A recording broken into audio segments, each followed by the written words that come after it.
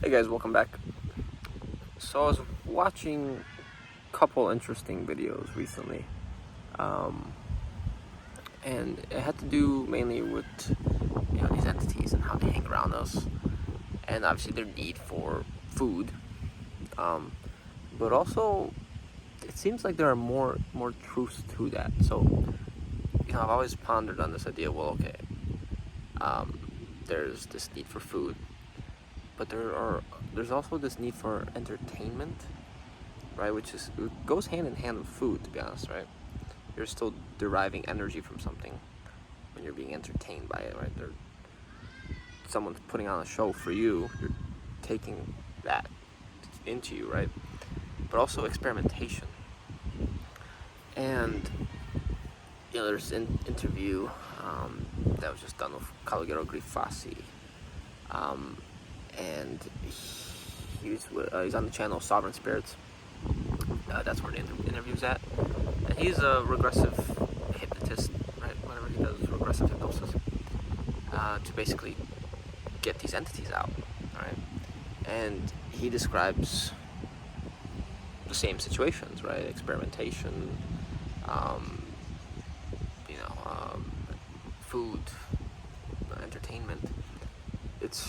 He describes it very similarly to how we treat animals, right? So everything we see here, it's a reflection of that astral, right? That's what kind of someone is doing to us. So if you see someone, let's say, abusing an animal, they were likely abused themselves. Or if you see someone,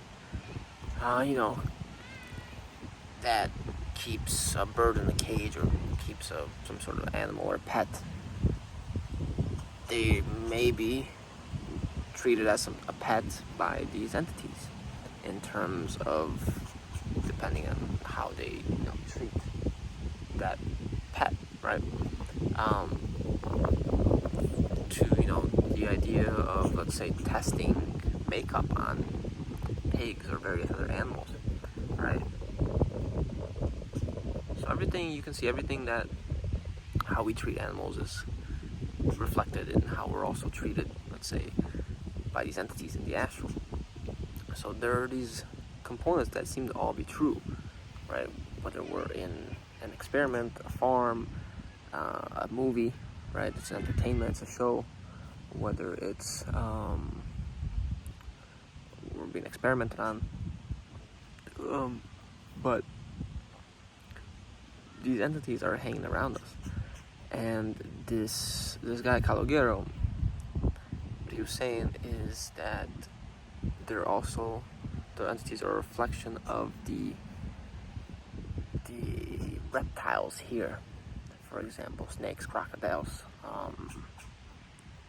whatever the other reptiles, like lizards, but also the bugs, right? The mantids, the ants, the spiders.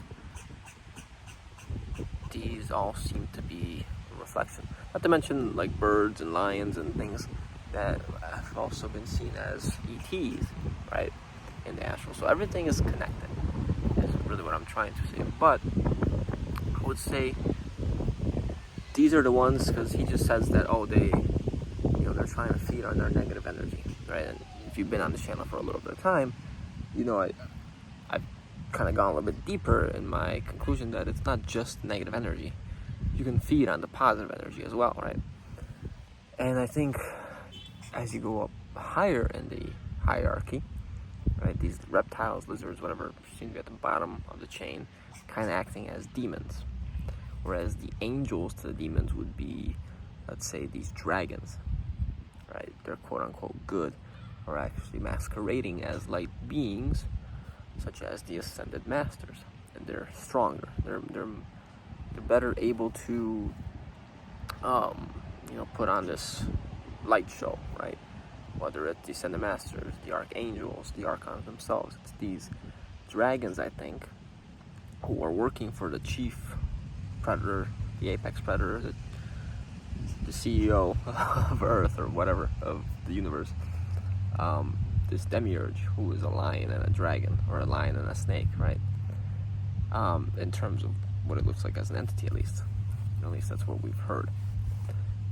So it makes sense that it'll have offshoots of itself as these dragons, right? And they are stronger.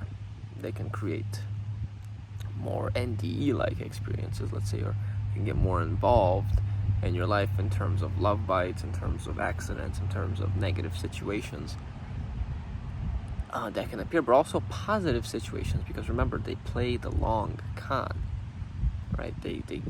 That's how they gain your trust. And demons do this as well, right? So it's the same tactics, but these beings seem to have stronger abilities to intervene, to interfere.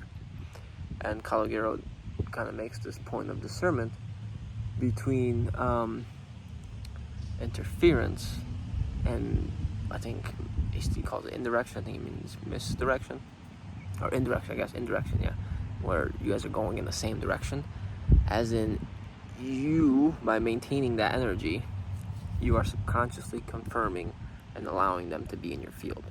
For example, I had an experience the other day where I had this coach who was very angry, right? I was reffing. Just a very angry person overall, was just looking to start a fight about the smallest of things. The other coach asked me for a water break. I gave her a water break. He came up to me. He was ready to just, erupt in flames based on the fact that I didn't tell him that we're gonna have a water break, right? Something very minuscule. Up until then, he had been yelling at his kids, yelling at his parents, yelling at whoever he got a chance to yell at, simply because that was his energy. Those were the entities behind him feeding on that situation and looking to create a situation so that they can feed, so that they can harvest that energy, right? And up until then, I had been sort of allowing that by, promoting that argument, throwing fuel onto the fire, by, sort of getting into coaches by trying to put them in their place, trying to, let's say, show them they're wrong, all right? Obviously, that never works. But what happened in that moment is that I apologized, even though it wasn't my fault, because I realized that, hey, this person, it's not about the water break right now. Very similar to like anyone that has an emotional outburst. It's not about what they say it's about what they're feeling inside, right?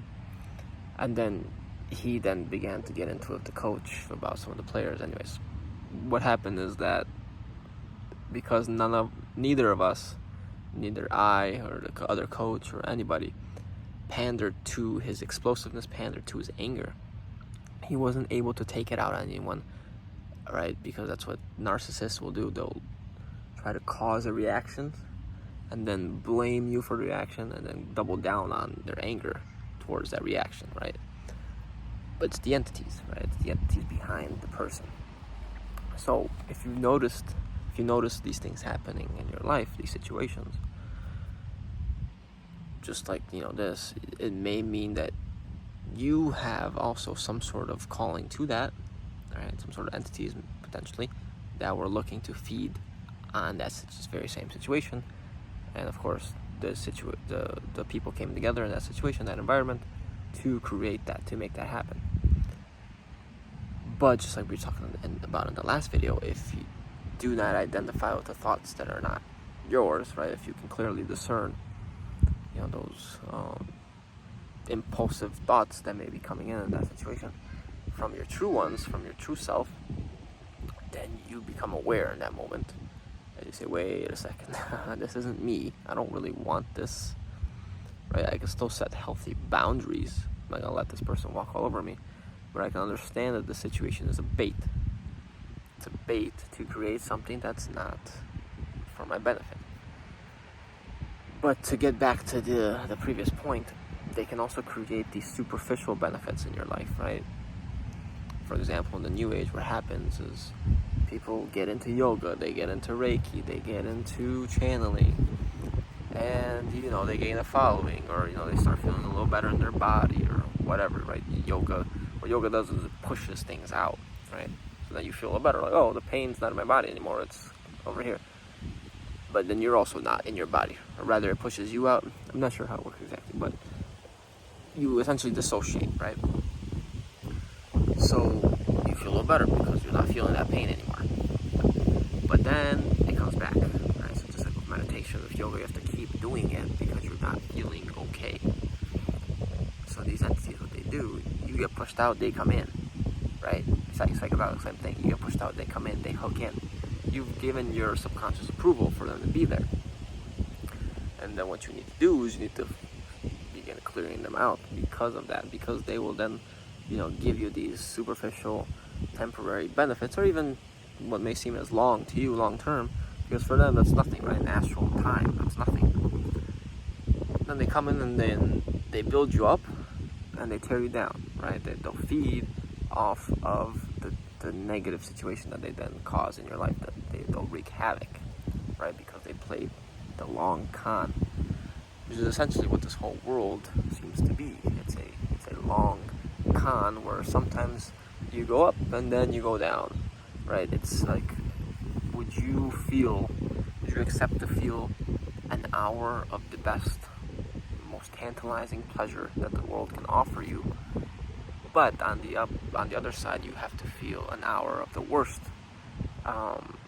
pain that this world can offer you? Well, even if it was for 5 minutes, it's not worth it, right? 5 minutes of the worst pain in comparison to 1 hour of the most amazing pleasure, because it's not fulfilling, it's not long lasting. It's the same with this world, right? These entities, they'll give you something you want, and then they take even more, right? It's why you never make deals with these entities, why you don't make a deal with the devil, right? Because it's not real, it's not something that actually fulfills you or gives you any sort of sense of true meaningful happiness. So then becoming aware of these dragons, of these whatever, is easy when you become aware of your life situation. If you see things that are happening, they're just like, oh, that's off, man. It's out of place. That shouldn't be going on, right? Or you're experiencing, all sort of abduction phenomena. Likely, there are implants. Likely, there are entities. Likely, there are hooks, dragons, things messing around, because at some level you gave your subconscious approval, so you have to consciously take that back. But then you're also have been entertaining the situations, right? And it can take some time to take these things out of your system, out of your astral body even. So that's why I do recommend becoming acutely aware and practicing discernment of thoughts, like we mentioned before, but also working that intuitive muscle so that you can feel your way into these things, feel your way into what may be wrong. Can I remove these things from my body? Can I do things myself? Otherwise, you're constantly going to need someone else to do it for you, right? And that's good, right? But you're not gaining your sovereignty by constantly having someone do that for you, right? It's better to do that yourself. It's better to know your body and know what you're capable of, because someone's not always going to be there for you, right? To whatever, do it for you. And don't entertain these situations. Especially, you have to be very careful with the people around you, right? Okay, this person thinks a certain way, right? I can respect that, right? But I can also see the interferences that they may have just based on their belief system, right? Based on what they're entertaining themselves, what they're signaling as true to them. And those programs are essentially like entities, are like implants, and you hang around that person enough time, you're gonna be subconsciously also vulnerable to those programs, and you're gonna adapt them if you're not careful. Because if you're constantly around someone that drinks, all of a sudden you find yourself drinking. All of a sudden you have a drink in your hand, right?